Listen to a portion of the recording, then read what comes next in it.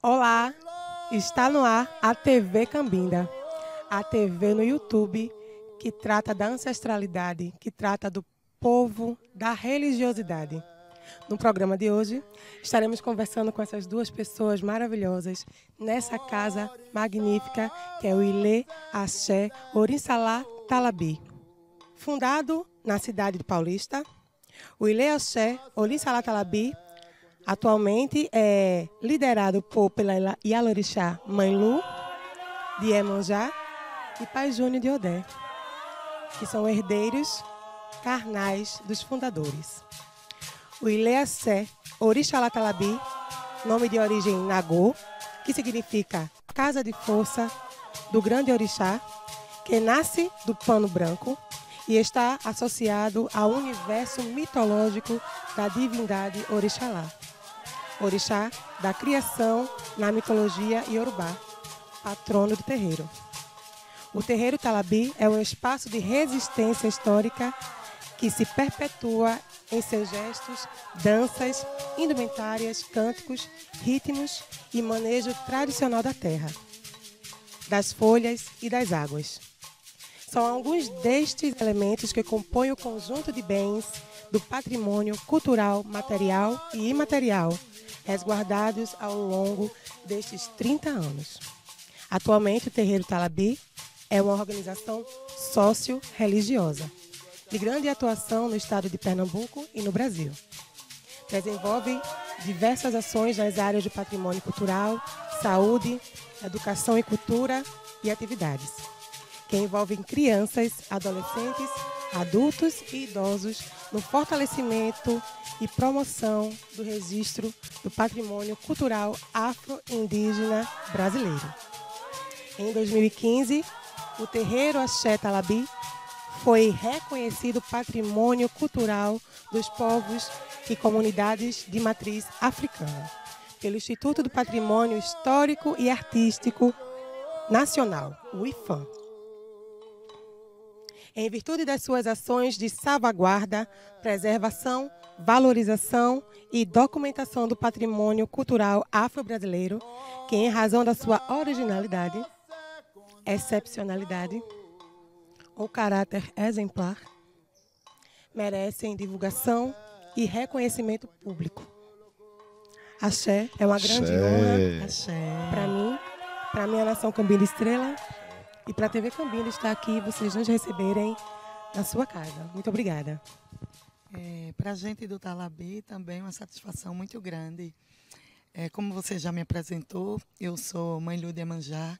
Primeiramente, eu quero pedir a Gomujubá licença aos meus mais velhos, às minhas ancestrais, minhas avós, minhas bisavós, a minha mãe, para eu poder estar falando aqui nesse momento, a todas as encantadas também da Jurema Sagrada, para poder falar com vocês. E para a gente é uma alegria receber a TV aqui para poder compartilhar, né, com todo o público toda essa luta, como você bem falou, tanto da TV quanto a nossa do Axé Talabi. Então, para mim também é uma satisfação muito grande.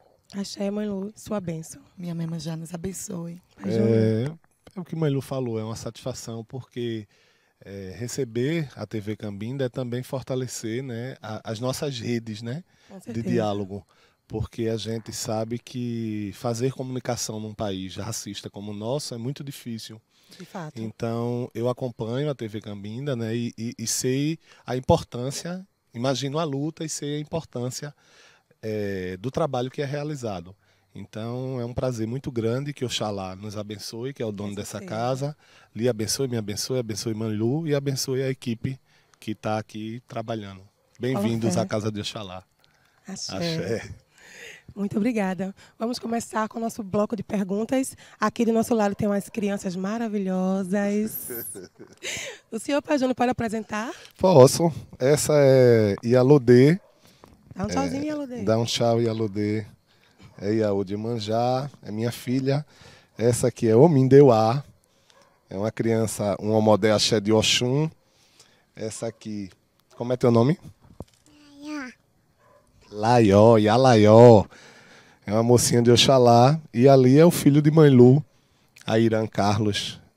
Ele é Souza da Silva. Ele é de Oxoguian. Yaode Oxoguiá. Axé. São crianças de axé, são crianças que levam o ensinamento para o futuro, né? E é uma missão de Mãe Lu, de Pai Júnior, minha, nossa, né? Ensinar o que é ancestralidade, o que é religiosidade, né?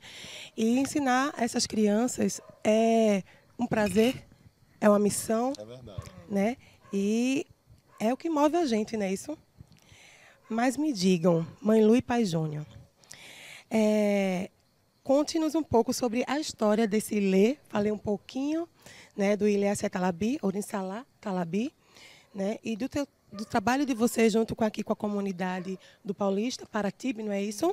Isso. Né, e do processo de ser reconhecido como patrimônio cultural dos povos e comunidades de matriz africana. Como é isso? Começa, Mãe Lu. Eu vou falar um pouco da história, né, e vou deixar para Júnior complementar também. Certo. Na verdade, a casa tem de fundação 30 anos, mas a história da nossa família vem há mais de 30 anos, porque Sim. a nossa mãe biológica, ela herdou da família do meu pai, do nosso pai biológico, que também é fundador da casa. Ela herdou a responsabilidade de dar continuidade ao que a minha família, no caso a família do meu pai, já tinha, só que em outro espaço, lá na Rua da Aurora, no centro de Paulista. Sim, sim. Então minha mãe foi escolhida e teve essa responsabilidade, junto com meu pai, quando as minhas avós faleceram, de trazer e fundar, né, os axés aqui, e fundou a Casa de Oxalá aqui nesse território de Paratibe. Então, a gente está há mais de 30 anos, nossa família está há mais de 30 anos nessa luta de resistência e de manutenção desse saber, que é um patrimônio imaterial, material e imaterial dos povos tradicionais, né, para todo o Brasil e para o mundo. Né, a gente fala, porque a tradição a gente mantém aqui, mas ela vem de longe e vem dos povos indígenas, que são os donos dessa terra, e vem dos povos afrodescendentes também. Porque a nossa casa, ela tem os dois cultos, o culto ao orixá e o culto à Jurema Sagrada. Então é importante que eu fale isso, para que a gente possa ter esse entendimento, né, de quanto fortalecedor é manter uma casa de axé com tanto entendimento, com tanta diversidade, com nossas crianças crescendo, vivenciando tudo isso naturalmente, para que elas aprendam a crescer com respeito e com sabedoria, para que se forme uma sociedade melhor. Com certeza. Em relação a como foi o processo do patrimônio, acho que Pai Júnior pode fazer colocações. Orixá é família, né? Orixá é família. A gente não pode falar em tradição de orixá no Brasil sem nos remeter à estrutura familiar, como Mãe Lu falou, dos afro-indígenas brasileiros. Então, essa casa ela não tem, do ponto de vista histórico, muita diferença do que todas as outras casas de candomblé Sim. de Pernambuco e do Brasil. A maioria das nossas casas, eu digo nossas porque a gente se compreende como um povo, Exato. Né? Elas nascem, elas são fundadas por conta da família. Sempre há uma história familiar que dá sustentação à fundação de uma casa de candomblé, ou de uma casa de jurema, ou de uma casa de umbanda, enfim, dentro da diversidade cultural e religiosa. Então não foi diferente, como o Lu falou. É uma herança trazida na perspectiva familiar, mas há, de fato, uma responsabilidade, né? E aí minha mãe e meu pai já construíram essa responsabilidade por conta do território. Porque esse território de Paratibe, aqui onde a gente está, ele tem dois recortes, né? Sim. O próprio nome Paratibe, que é o nome do rio que corta, que a gente está aqui a menos de 200 metros do rio. Se a gente descer essa rua, a gente vai dar lá no rio, a Rua do Terreiro.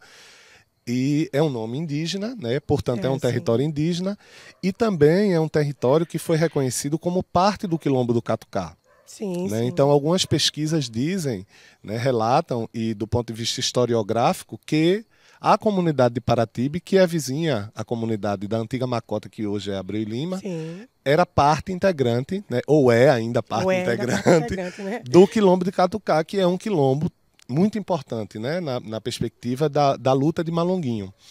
Então, há um contexto histórico territorial, né, e nós, como adoradores de orixá, como pessoas de tradição de orixá e de encantados, entendemos que, para além da religião, existe uma cultura preservada na comunidade. E essa cultura ela é afro-indígena. É verdade.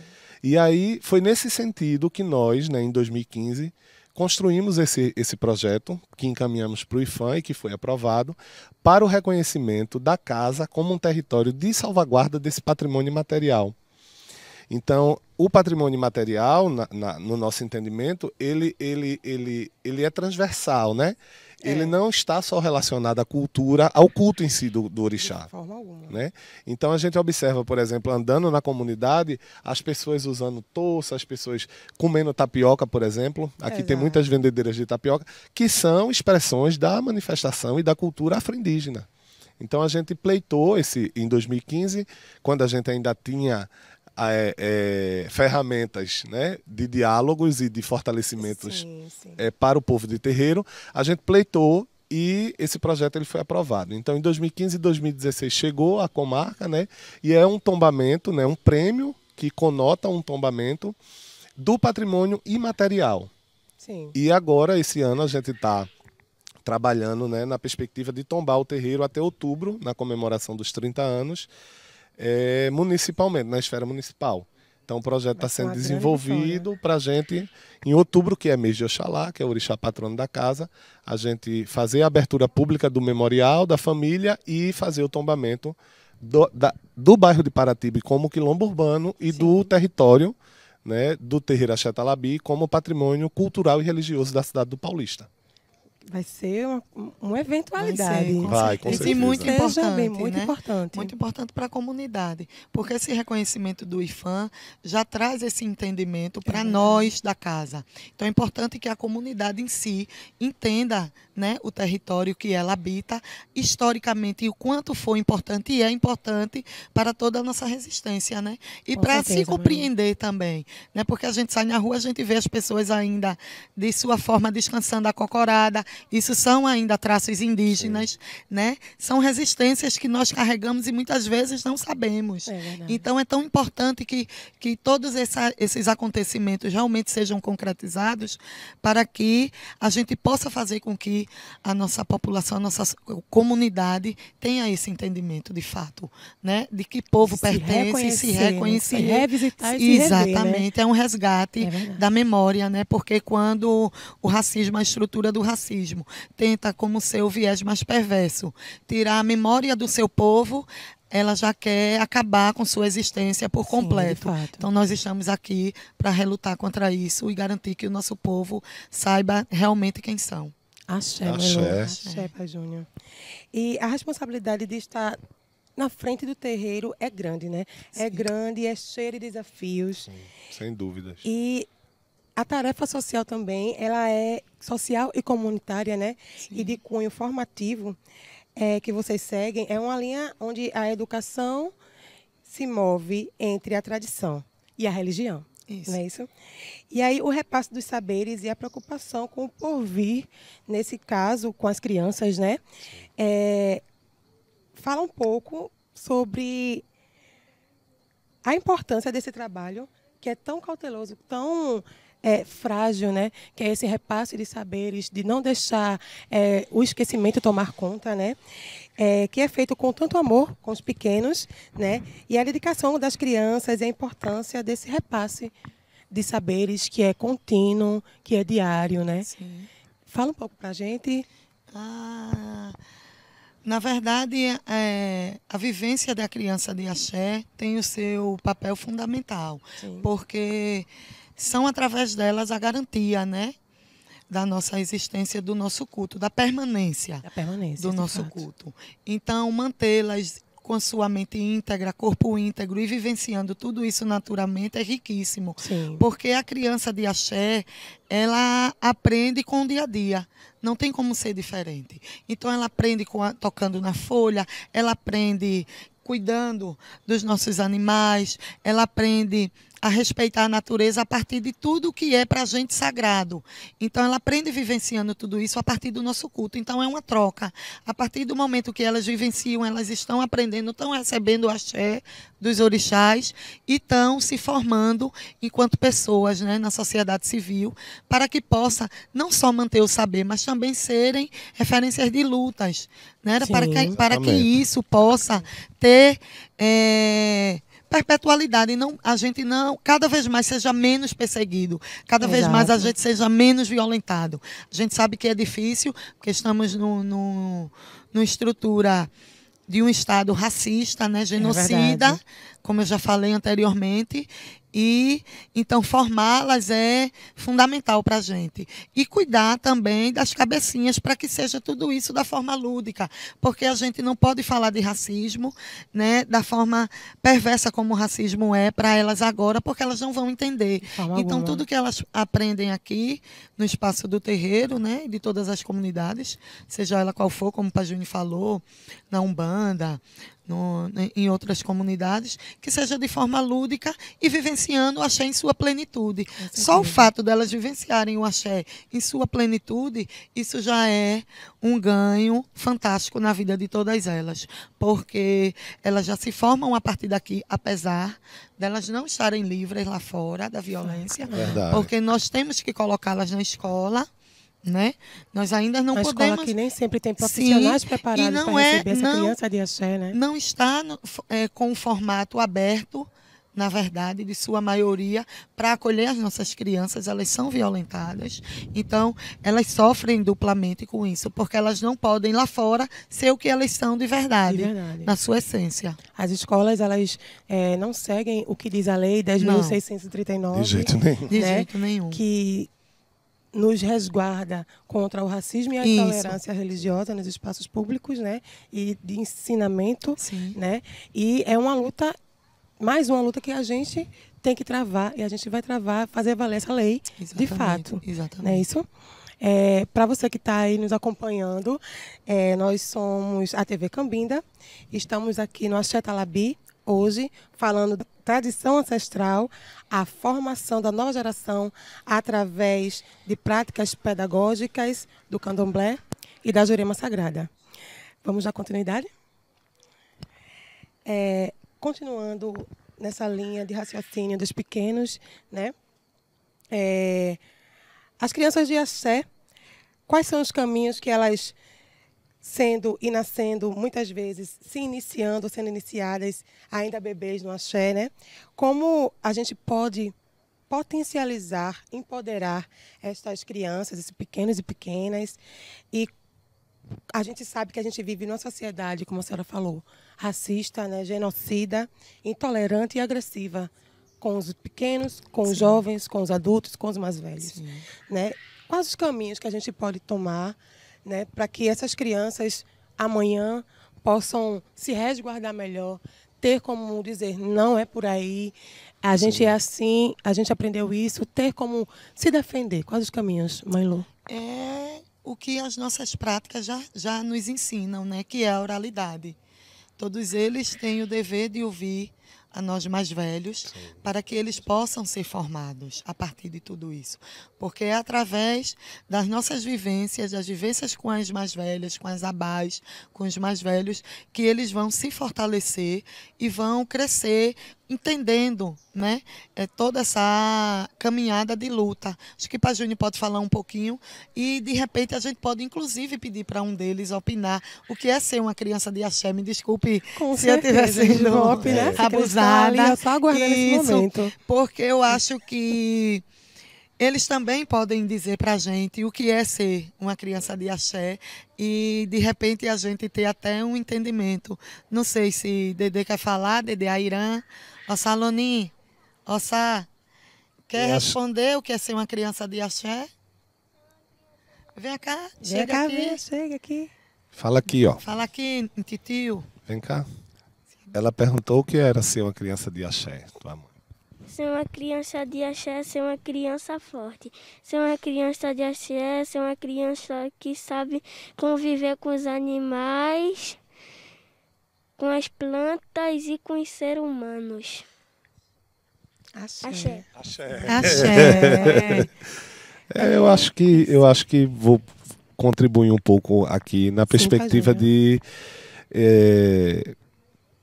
você traz a reflexão de como a gente pode contribuir para que eles se tornem crianças e futuros adultos, né, de axés, fortalecidos, empoderados. E e tal.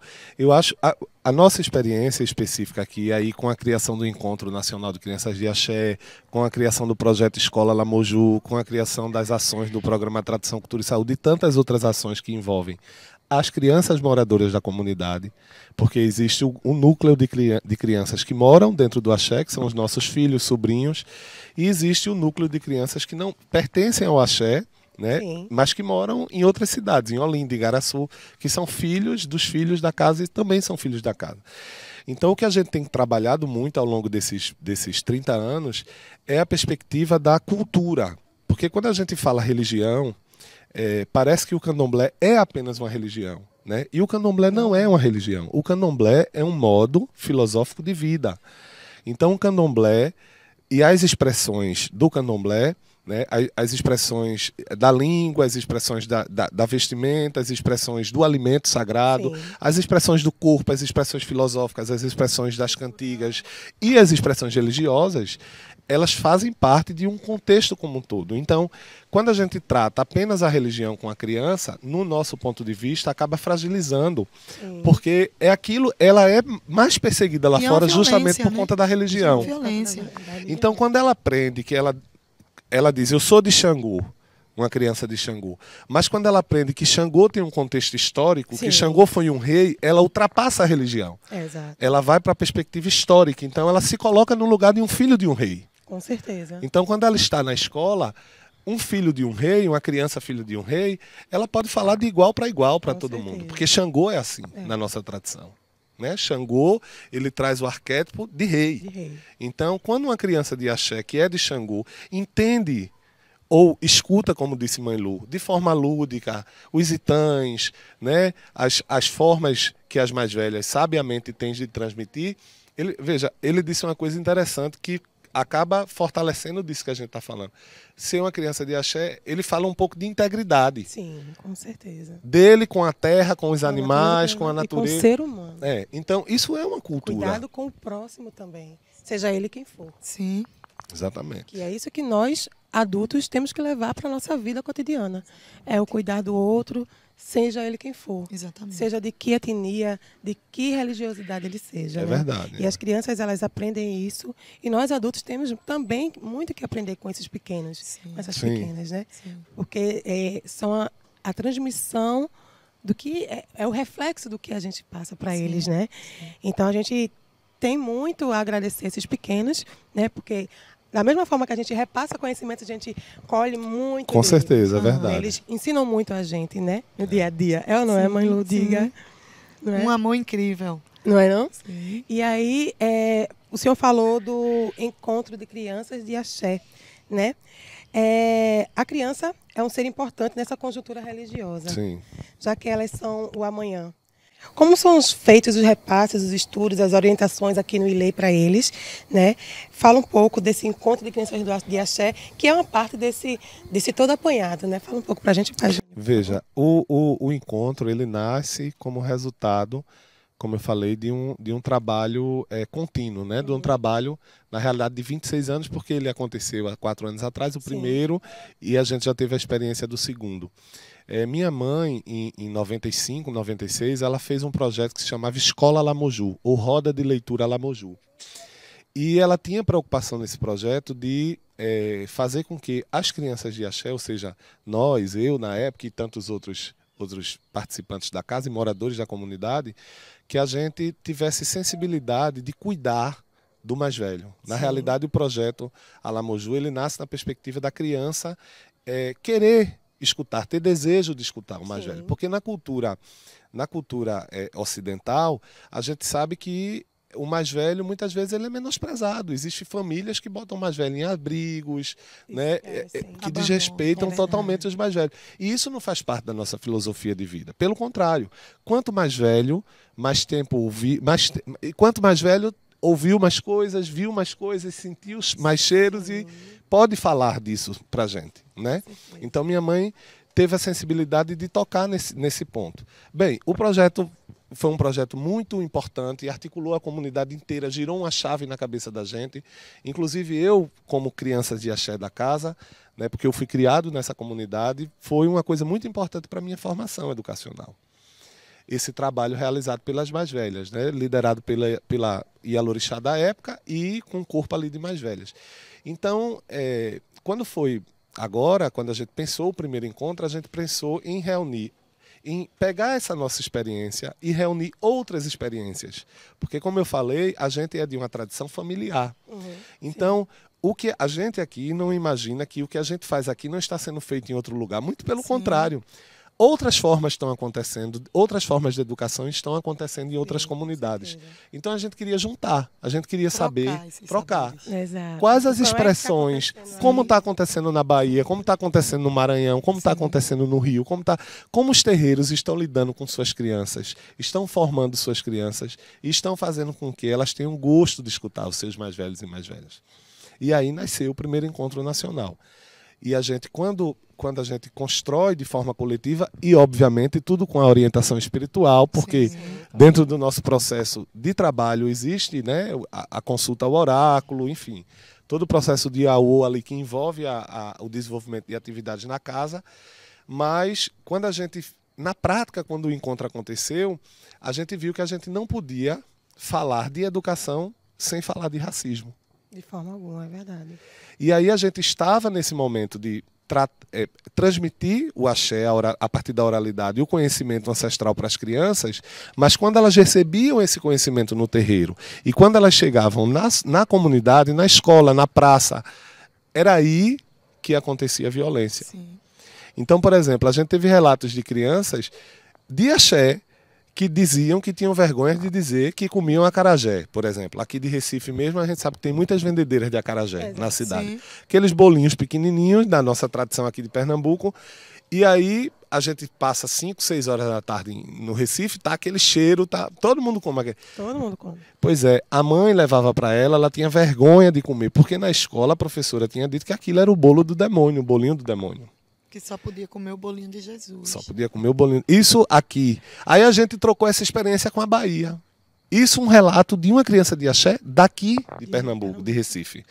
E na Bahia estava acontecendo um movimento do bolinho de Jesus. Jesus, que foi derrubada, né? Sim. Então você Graças vê... ao movimento negro baiano, né? Sim. Pois é, exatamente. Quer dizer, é a estrutura do racismo infiltrada em todos os espaços, em todas as esferas. Se a gente olhar, a gente vai ter o desdobramento do racismo institucional, que vai estar na universidade, que vai estar na escola, que vai estar em vários lugares públicos, que deveriam ser lugares que contemplam a diversidade étnica do nosso povo. E a gente vai ver o racismo nos outros espaços. Assim como a gente vai ver, por exemplo, mais recentemente, o racismo religioso. Como a gente vai ver o racismo ambiental, que é o não direito de nós cultuarmos a natureza. Sabe, como é que eu não posso entrar numa reserva que tem dentro da comunidade de Paratibe porque ela é uma reserva se eu sou adorador da natureza? Né?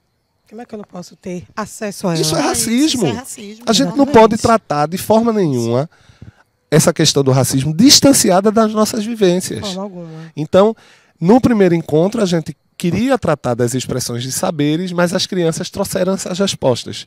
Elas disseram, a gente gosta desses saberes, a gente brinca com esses saberes, mas quando eles ultrapassam a porta do terreiro, não é tão bom assim. Acontece isso, acontece isso, acontece isso, e aí a gente vai ter um recorte étnico importante, a gente vai ter as crianças pretas que vão sofrer infinitamente mais violência, né? Porque a gente vai ter a questão do ser preto retinto, do ser afro-indígena, enfim, e do ser um homem e uma mulher de terreiro, uma criança de terreiro não retinta. Exato. Então vai ter esse recorte.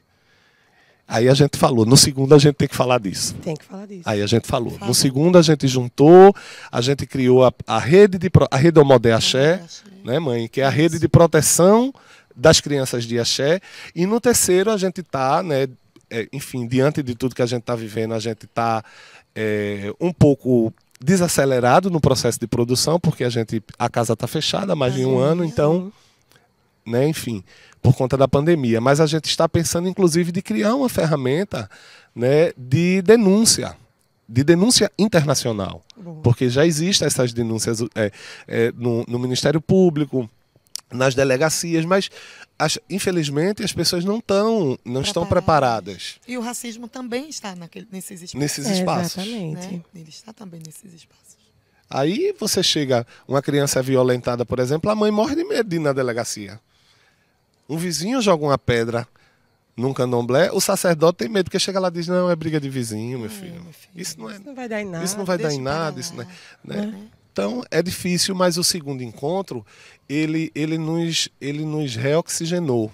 Porque orixá é vida, né? Orixá é natureza, orixá é força. Então, quando a gente fala de orixá, com crianças a gente se renova. Foi o que eu senti que a gente recebeu. Como você muito bem falou, a troca. O axé que as crianças transmitem para a gente também. Então, no segundo encontro, houve essa transmissão de axé, a gente constituiu essa rede e a gente pensa num terceiro momento, e aí já com o tombamento da casa, articular os movimentos, né, as comunidades, outras comunidades tradicionais, para que a gente crie, de fato, um mecanismo de denúncia internacional. Porque diante do que a gente está vivendo, posto no Brasil, para quem a gente vai denunciar? Quem pode nos socorrer, né? Só os orixás. Só os orixás. Atualmente os orixás. Né? Sim. Né? Quem está aqui em terra, em vida, como é que a gente pode pedir um help? Né? Como é que essa pessoa pode falar por nós? Sim. Né? E é uma forma muito importante que os nossos possam fazer parte também do poder público. Sim. É verdade. Sim. É um ponto importantíssimo. Muito importante, né? É verdade. Do nosso povo do candomblé poder se unir melhor para fazer parte desse poder público também, né? Porque daí a gente pode ter uma voz, uma vez, e também saber por que está ali. Né? Não só estar na cadeira por estar, também saber qual o objetivo dele está ali, dela está ali, né? Maior. E isso talvez seja um futuro, e tomara que seja um futuro bem próximo, né? Que o nosso povo se una em prol disso, né? Mãe Lu e Pai Júnior. Né? E aí, a casa, ela está aqui na comunidade de Paratibe, e nesse momento de pandemia, ela vem apoiando toda a comunidade. Né? E aí eu queria que vocês falassem um pouco como está sendo esse apoio nessa pandemia, como é que está sendo essa movimentação aqui da casa. Na verdade, o apoio na pandemia... Agô, mãe. Tecnologia das matriarcas, né? Matar a fome, as mães articulam. É verdade. Na verdade, era isso que eu ia falar. Já são práticas nossas, né? Acolher a nossa comunidade em todas e quaisquer circunstâncias que você possa imaginar, desde ao alimento, como a violência doméstica contra as mulheres, como uma reza, como um acolhimento espiritual. Então, nossas casas, elas têm esse papel fundamental, de saúde pública mesmo. Sim. Então, na pandemia, isso se reforçou, porque o panorama que foi criado, todos nós vivenciamos, já sabemos, estamos sofrendo tudo isso, vemos que cada vez mais o desemprego, a fome veio crescendo, a questão das pessoas não terem acesso a nada, né? A saúde, a alimentação, e se verem desesperadas ao ponto de que o axé foi mais uma vez esse conforto em trazer alimento, né?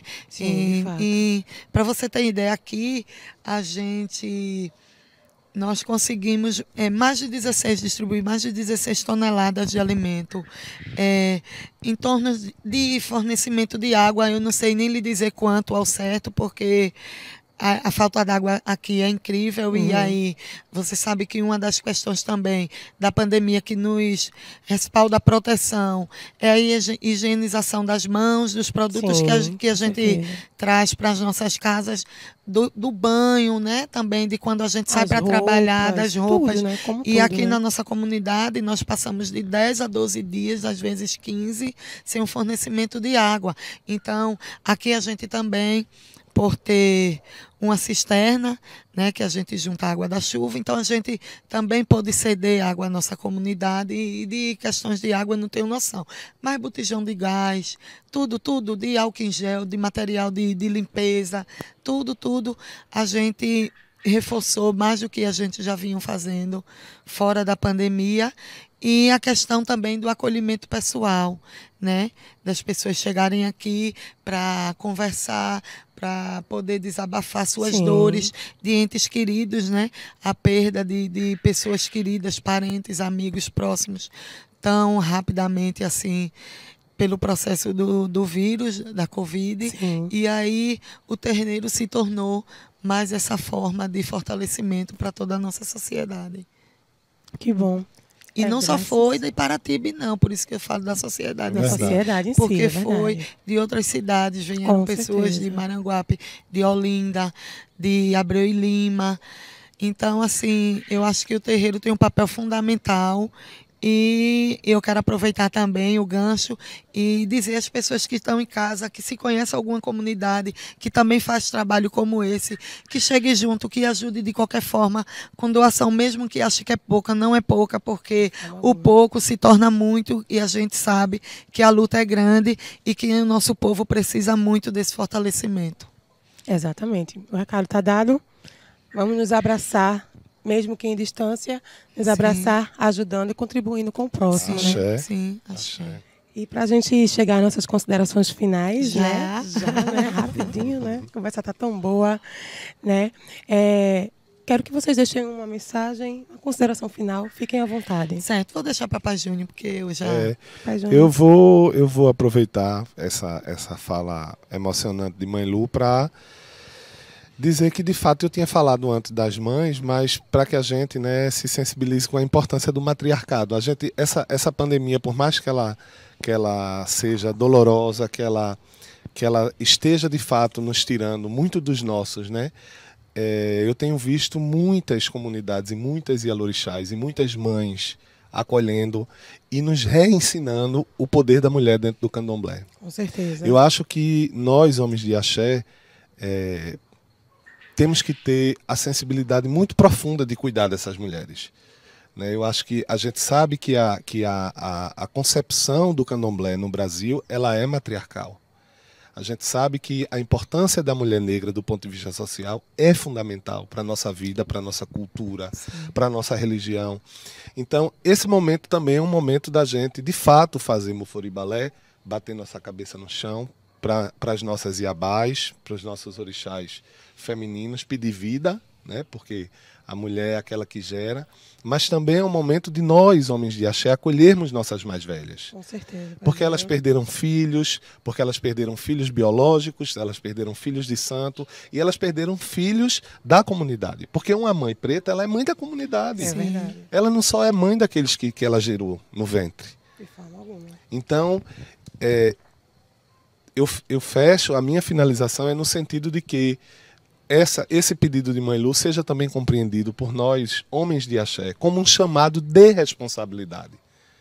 Um chamado de responsabilidade para fortalecer, para cuidar, para contribuir de qualquer forma e para estar disposto, né, a respeitar o matriarcado.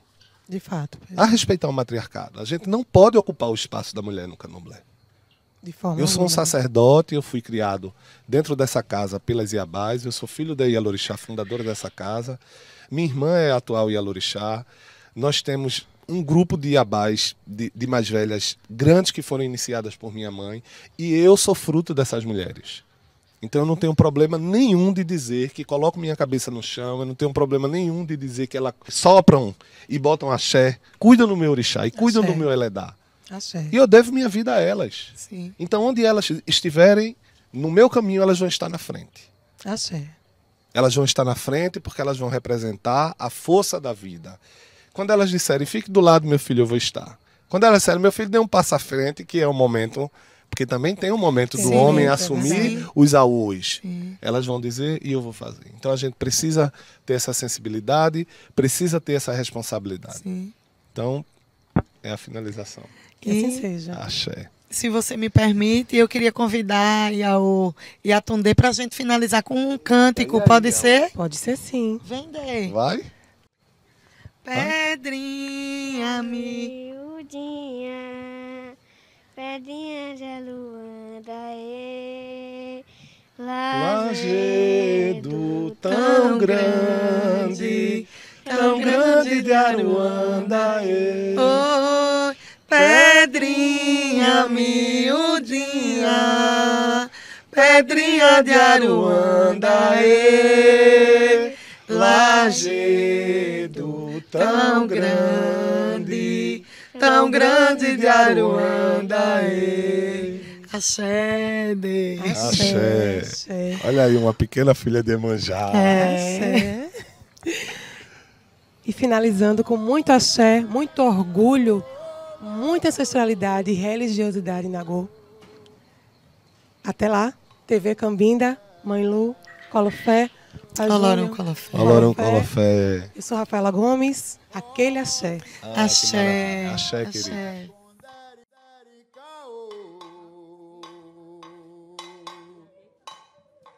Udilosé, conjoloco.